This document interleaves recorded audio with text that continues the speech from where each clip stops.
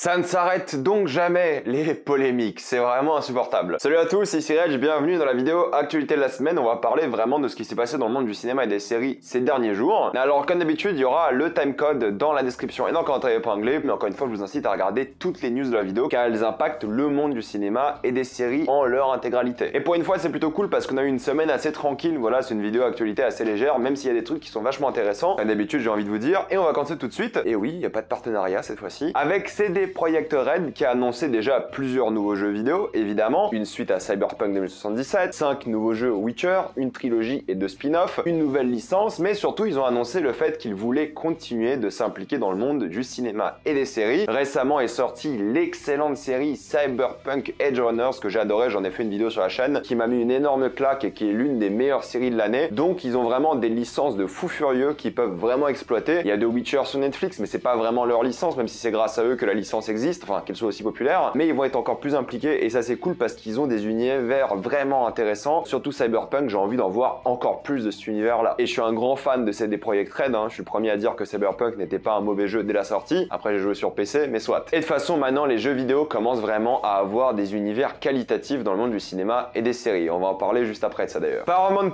une nouvelle plateforme de streaming arrivera en France bientôt, alors pour l'instant les séries Paramount comme Halo étaient diffusées sur Canal+, mais Paramount va évidemment retirer ses séries de Canal et sera d'ailleurs proposé avec Canal, mais pour 7 à 9 € de plus. Si vous voulez voir les séries Paramount+, il faudra donc payer et la plateforme sortira en décembre. Est-ce que je vais me procurer cette plateforme? Peut-être pour regarder une série de temps en temps. Si j'ai envie de m'abonner un mois pour regarder Halo saison 2, pourquoi pas. Mais sinon, c'est vrai que ça fait beaucoup de plateformes et je pense pas que je la garderai de manière définitive, mensuelle, comme je fais pour d'autres plateformes. Petite news assez marrante, Christian Bale a dit qu'il a perdu énormément de rôles à Leonardo DiCaprio, au moins 5 rôles, et il a dit que c'est le cas de beaucoup d'acteurs. Si vous avez le rôle, c'est probablement car Leonardo a dit non. Et c'est assez marrant parce que ça montre déjà l'impact et la puissance qu'a Leonardo DiCaprio dans le monde hollywoodien. Mais c'est pas le seul à avoir dit ça, Joaquin Phoenix avait aussi fait ce commentaire, il me semble lorsqu'il avait gagné une récompense, juste pour montrer que ces acteurs-là sont rarement le premier choix et DiCaprio domine quand même Hollywood. Les films dans lesquels il joue sont des vrais succès, que ce soit critiques ou financiers, donc forcément il est au top. Préparez-vous pour la prochaine phrase, Nicholas Hoult remplace Harry Styles dans le film Nosferatu. Je ne pensais jamais dire ça de ma vie, mais c'est le cas, voilà, Harry Styles ne jouera plus dans le film, je savais même pas qu'il était censé jouer dans le film, et j'ai envie de dire tant mieux parce que c'est pas le meilleur acteur malheureusement, et Nicholas Hoult est bien meilleur, et j'ai évidemment très hâte de voir le film. Il y a quelques semaines était annoncée la série The Devil in the White City, car c'était le premier grand rôle à la télé de Keanu Reeves, et bien malheureusement Keanu Reeves a décidé de quitter le projet. Les raisons sont nombreuses, mais c'est surtout un problème de calendrier, et il a envie de travailler sur autre chose. Donc pour le premier grand rôle en télé de Keanu Reeves, il faudra attendre. La première image de Adam Driver en tant que Enzo Ferrari dans le film Ferrari de Michael Mann a été dévoilée et le gars est assez méconnaissable. L'acteur enchaîne les pépites depuis quelques années maintenant et je pense que le film sera assez légendaire vu le casting et surtout vu le réalisateur. Viggo Mortensen, mon acteur préféré, retourne à la réalisation après son film Falling qui était pas trop mal. Il va réaliser un western histoire d'amour avec Vicky Krieps. Il va jouer dans le film et le réaliser et vu le casting déjà et le bonhomme, j'ai très hâte de voir le projet et je suis très content qu'il fasse des films parce qu'en tant qu'acteur je l'adore et en tant que metteur en scène il est pas mauvais pour l'instant. Il a qu'un film à son actif mais c'était quand même un film qui était assez touchant. Ça fait des années que le film est prévu, le film Spawn va en effet avoir lieu, ils ont commencé à recruter des scénaristes et Jamie Foxx est encore associé au projet. C'est un univers qui peut être vraiment intéressant, je pense qu'ils peuvent l'exploiter et vu la mode un peu maintenant des films de super-héros et des séries R-rated, ça peut être un vrai succès. Normalement le film sortira en 2024 voire 2025. Du côté d'Amazon, la série Le Seigneur des Anneaux, les Anneaux de pouvoir s'achève la semaine prochaine avec le 8e épisode, vous savez ce que j'en pense, j'en parle chaque semaine, mais le tournage de la saison 2 n'aura pas lieu en Nouvelle-Zélande comme était le cas pour la première saison pour plusieurs raisons. Aucune annonce officielle a été faite, mais la raison pour laquelle ils ont tourné en Nouvelle-Zélande, c'est que la trilogie du Seigneur des Anneaux et du Hobbit était tournée en Nouvelle-Zélande et ils voulaient garder l'expertise néo-zélandaise pour justement ces films et surtout voilà c'est culturel, tout ce qui est Seigneur des Anneaux se fait là-bas, mais ça sera pas le cas pour la saison 2. C'est assez étrange parce que dans la série t'as pas vraiment l'impression qu'ils ont tourné en Nouvelle-Zélande, sauf à certains moments, mais dans la grande majorité des cas t'as vraiment l'impression que c'est une série de studio, donc en vrai je pense pas qu'on verra énormément la différence, même s'il y a beaucoup moins de beaux paysages au Royaume-Uni, il y en a mais beaucoup moins. La vraie raison est que après la sortie du Hobbit il y a quelques années, maintenant une dizaine d'années presque, la Nouvelle-Zélande avait fait passer une loi qui s'appelait la loi du Hobbit, car les travailleurs de la production cinématographique de la Nouvelle-Zélande étaient exploités et trop peu payés. Du coup ils ont fait passer une loi qui leur donnait plus d'argent, qui leur donnait plus de droits sociaux, plus de droits du travail, et ça rendait du coup la production pour des entreprises comme Amazon beaucoup plus chère dans le pays, et ils voulaient dès le début ne pas filmer cette série en Nouvelle-Zélande. Et pour la saison 2 c'est le cas, ils vont partir de Nouvelle-Zélande, ça va faire perdre le métier de milliers de personnes, car quand même une série série comme ça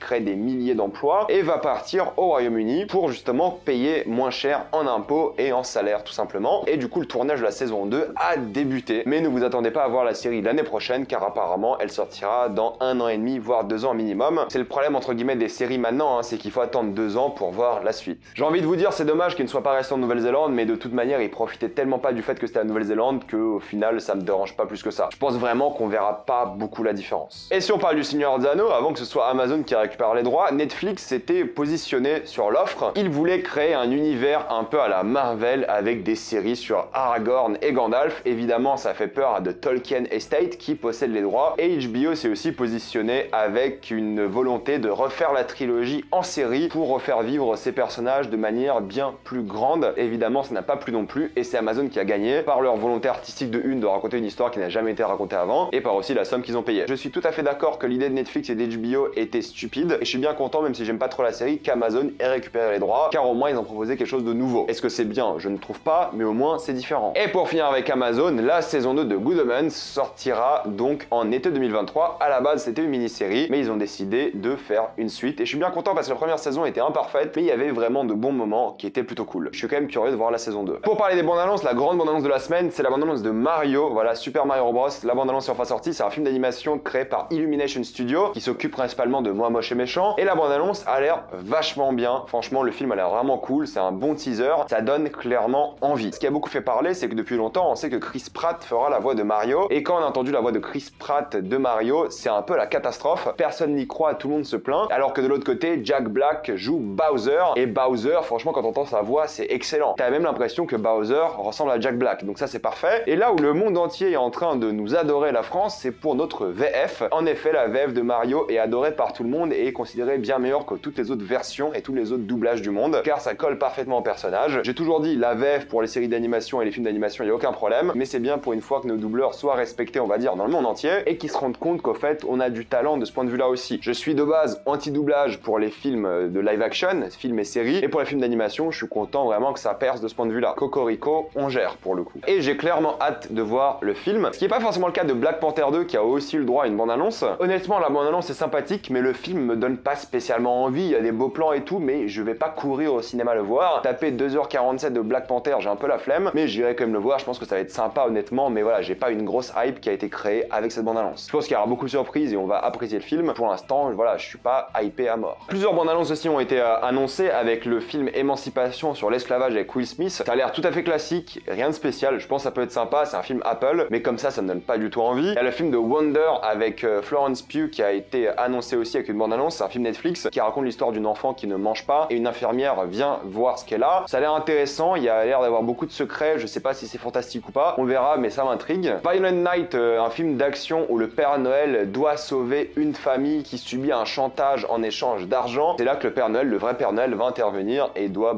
se tabasser avec, tout simplement. Ça a l'air assez nul, mais ça peut être marrant en tant que film d'action second degré. Et la bande-annonce du film Raymond and Ray avec Ethan Hawke et Ewan McGregor a l'air aussi pas mal. C'est l'histoire de deux frères qui ont perdu leur père et c'est eux qui vont se réconcilier, on va dire, ou en tout cas se revoir et parler de leur vie depuis qu'ils ne se parlent plus et refléter sur la mort de leur père. Ça peut être un film vraiment touchant, je pense qu'il va l'être. Juste pour le casting, je le regarderai, c'est aussi un film Apple TV. Côté Disney, c'est Michael Warden qui écrira Secret Wars, il a l'origine donc de Loki et de Multiverse of Madness. Je pense que c'est le choix logique pour écrire un film Secret Wars et on a hâte d'en savoir un peu plus. Quelques news HBO Warner, il y a de plus en plus de rumeurs sur le fait que Henry Cavill reviendra dans Black Adam en tant que Superman et il aura le droit aussi à une annonce de son film bientôt. Apparemment c'est The Rock qui l'a convaincu. Je pense que ça va être le cas pour le coup, j'y crois vraiment qu'il sera en scène post-générique et je suis bien content parce que j'ai envie de revoir Henry Cavill dans le rôle. Franchement il le mérite, c'est peut-être pour moi le meilleur Superman et je pense que Warner sont sur la bonne direction pour faire un bon univers d'essai. Et une dernière petite polémique sur la série Velma, car Velma a été annoncée comme homosexuelle dans la série animée et Norville, donc Shaggy, est noir dans le dessin animé. Alors bon, il y a plein de polémiques, j'en ai parlé plein de fois de ces polémiques sur couleur de peau et sur l'homosexualité, je vais pas me prononcer là-dessus, mais des gens sont énervés encore une fois, moi j'en ai plus rien à faire, ça ne m'intéresse plus, ça ne me fait plus rien, et sachez juste, parce qu'il y a la Manif pour tous qui a tweeté sur ça, et on les connaît la Manif pour tous, ils ont dit que c'est une série pour enfants, et bien non, Velma est une série pour adultes, c'est une série HBO qui sortira donc sur HBO Max, je crois qu'elle sort bientôt, en 10 épisodes, et ce sera pour adultes, donc pas du tout pour les enfants, donc ça va parler de sexualité, ça va parler de plein de choses différentes, et je suis assez curieux de voir ça. Donc voilà, c'est juste pour les gens qui disent que c'est des dessins animés pour enfants, c'est pas pour enfants, c'est pour adultes, et toutes les couleurs d'homosexualité, de couleur de peau, j'en ai plus rien à faire, je veux plus en parler, je suis désolé. Encore moins pour une série Velma. Bref, je vais m'arrêter là, mettez-moi dans les commentaires ce que vous pensez de toutes ces actualités, actualité. J'ai fait assez vite parce qu'il n'y avait pas grand chose à dire, mais j'espère au moins que ça vous intéresse. Mettez-moi ça dans les commentaires. Comme d'habitude, pensez à vous abonner à la chaîne pour plus de vidéos. Mettez un j'aime, ça aide beaucoup la chaîne. Suivez-moi sur tous mes réseaux et moi je vous dis à la prochaine fois. Salut à tous.